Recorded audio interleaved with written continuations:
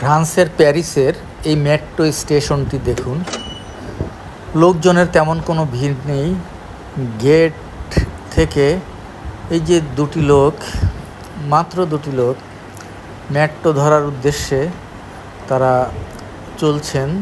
শুনশান নীরবতার মধ্য দিয়ে এই প্ল্যাটফর্মে তারা এগিয়ে যাচ্ছেন। তাদের কর্মব্যস্ততা নেই।